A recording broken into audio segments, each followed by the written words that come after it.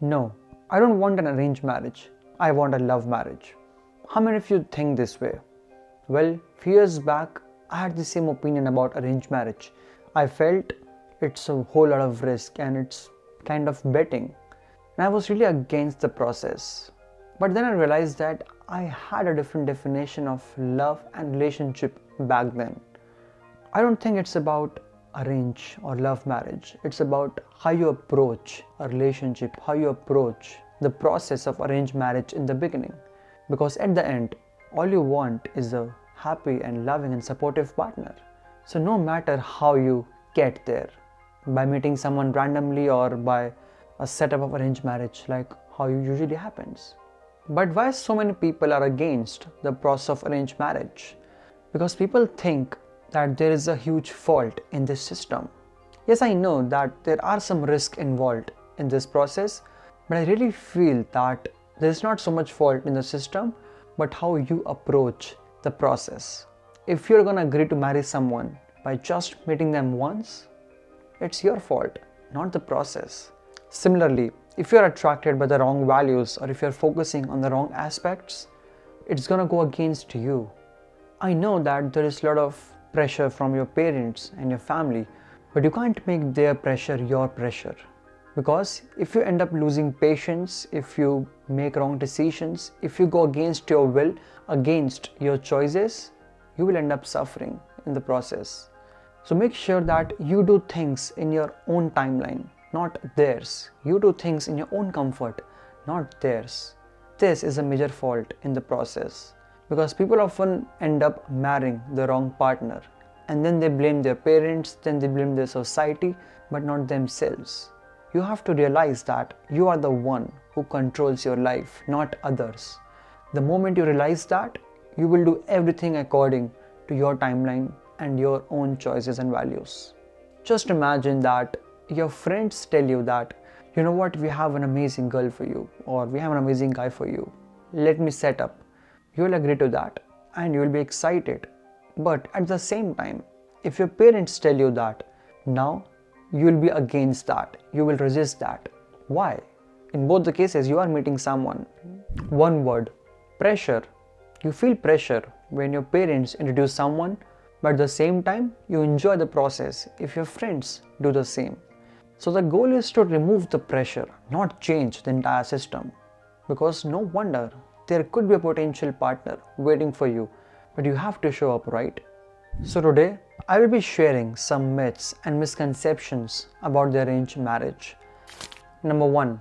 I'm a loser if I go for arranged marriage. Social media made us think that way, that love marriage is the only thing where it's all dreamy, where it's all filmy, and arranged marriages are boring. It means that you are a loser, that you couldn't find anyone.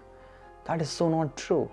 Because it doesn't matter how two people meet, but it matters what they do after getting married, how they sustain a relationship, how they are being invested and happy in that relationship. People have wrong ideas about arranged marriage. In fact, marriage. Just think about it. At the end, two people are coming together and they are living and growing old together. What difference does it make how you met a person? It's not about how you met them. It's about meeting someone who is good enough for you, who is ready to love you, who is ready to support you and your family. You are no less for marrying someone through an arranged marriage setup. The point is that you should be happy. Your partner should be happy.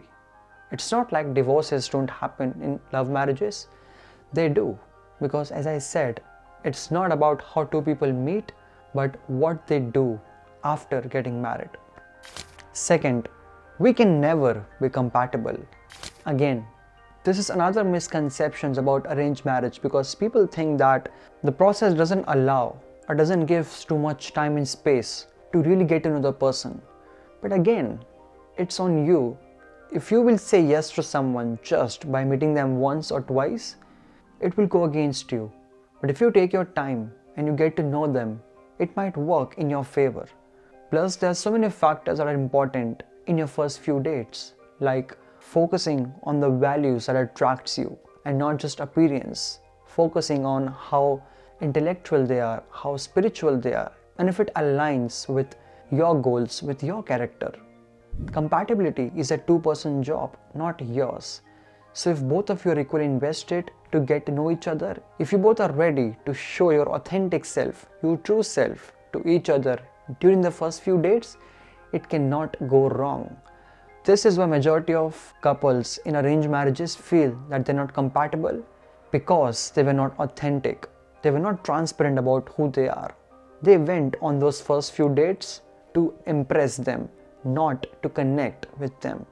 So you really have a choice here. You can change that if you're ready to be authentic and to be honest in the first few dates. And they do the same about that. Trust me, you cannot go wrong with that. Also, compatibility is a diverse topic. So there is so much more that you can do. Have different experiences with them. Don't just go on coffee dates, go on movie dates, play bowling together.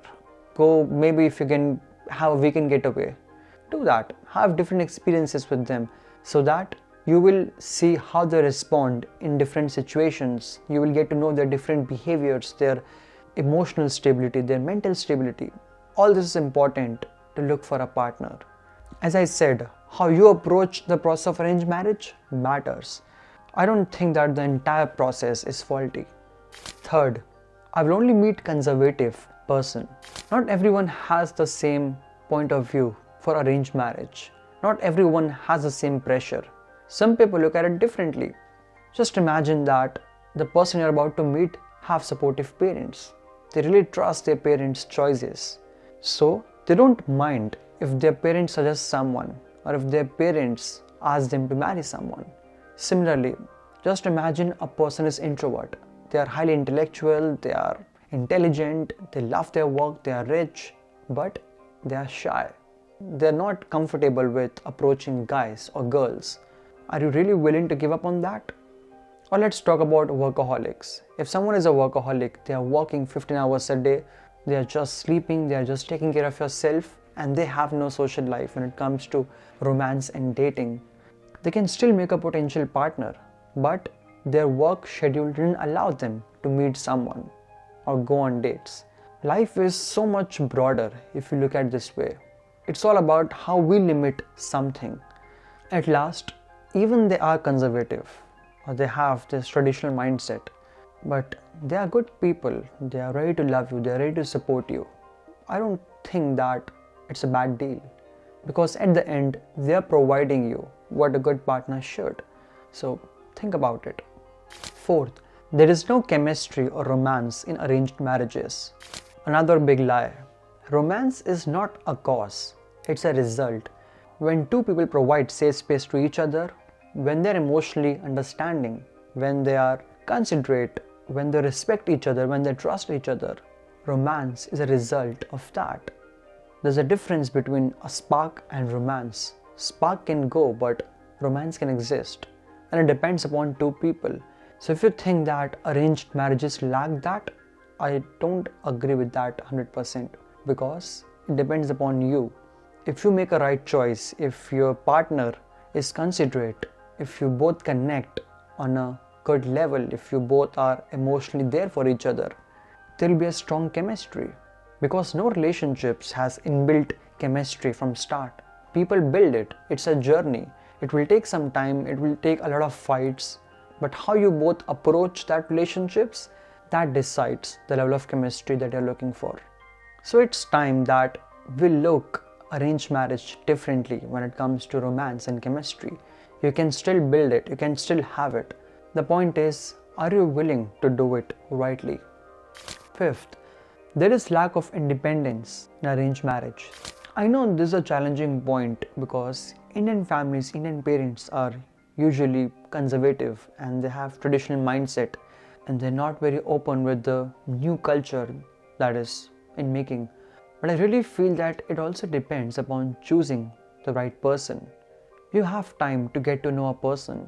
So when you talk to them, get to know about their family values, get to know about their family backgrounds. They have certain expectations, but I'm sure their family have other expectations. Get to know theirs and see if you can fulfill them. Marriage is a combination of so many things. So if you like someone, But after getting married, you'll be living in a joint family, and their family are very traditional, very conservative, very orthodox, and you're not okay with that. It's okay to not marry that person. But at the same time, if you'll be living in a nuclear family, then it's fine because anyway you'll be living away from them. After first few dates, if you like them, ask them to introduce to their family. Of course, families meet in arranged marriages during the beginning, but you can still do it after the first few dates and just visit them and see the energy and if you are compatible with that. As I said, you have a choice. We feel that we have limited choice because we are getting married because of our parents, because of this pressure, because of society, but at the end, it is your life. You control that. You make your own decisions. The more you focus here, the more you will do better in the process. So make sure that you don't rush through the process and you take your time to choose the right person and right family for you. At the end, I would just like to say that I know youngsters might find the idea of arranged marriage boring, and it might create self-worth issues in them, and they might think that just because they're not good enough, they had to settle with arranged marriage.